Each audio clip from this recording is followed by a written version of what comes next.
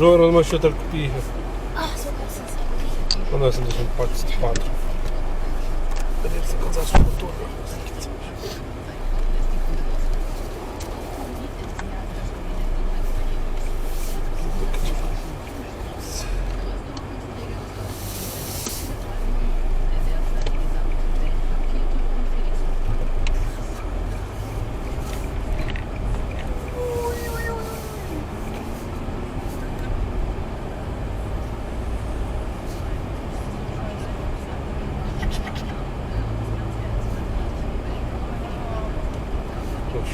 Час, прив'язую з тобою мотори.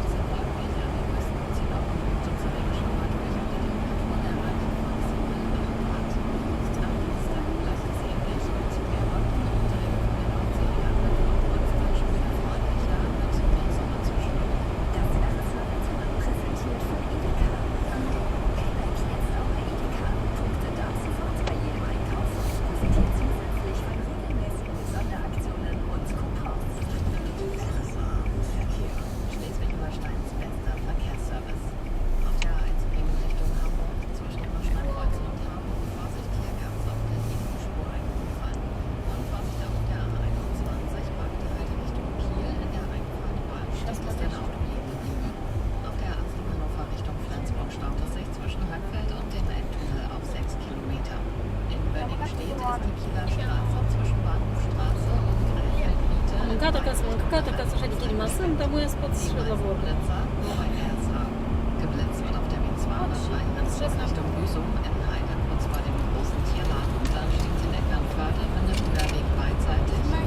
Colin și el. Oh, liberul este. Chiar în față. Dar în fața mea el se parchează. Dar dă-te mai încolo și treci în fața lui, în fața mea. N-am distanță, mereu la sână dărdăi. Hăpesc, mă. Dar la și dar mă ocolești, eu nu înțeleg lucrurile.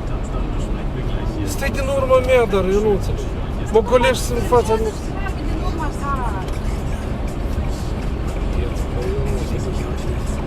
Nu înțelegi cum ești în situația lui, poate el mașina nu se scarcă, văd că e electric. Și el doare capul, tu trebuie să ții distanță. Dar poate e rău i s-a făcut. Da, știu. Mă nerveze că la mică. La mică și dă-ți pială de fiecare dată. De câte ori mă aduc în vamă, că vinează tu. Cum brusc spuneți mereu la și noaptea? Brusc. Nu ți-a făcut nimic.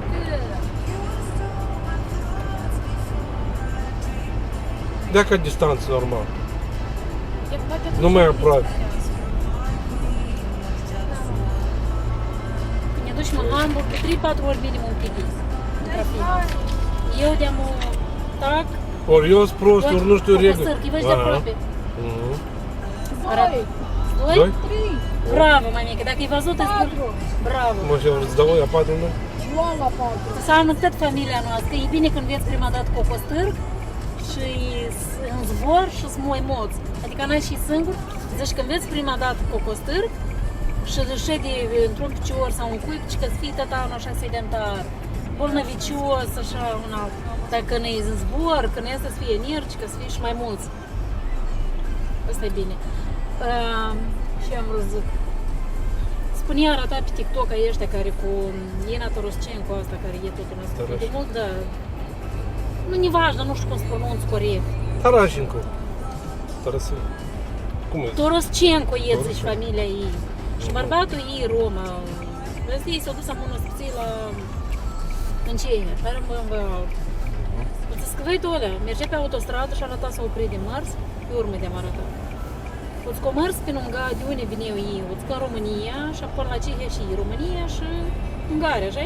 Da, Ungaria, Cehia și Peru. Îți că în România eu trecut un vultur pe Parbrez, pe lângă Parbrez. În Ungaria au trecut și când se intri în Cehia, tu ăla un vultur drept în Parbrez, s-au făcut de țară în Parbrez. Și au ajuns așa, s-au dus până la Cehia și atât, adică nu s-au stricat, dar e foarte, foarte, șoferul practic nici nu vedea. Nu se interzice asta. Nu, dar și să facă om, să oprească în mijlocul drumului și să facă.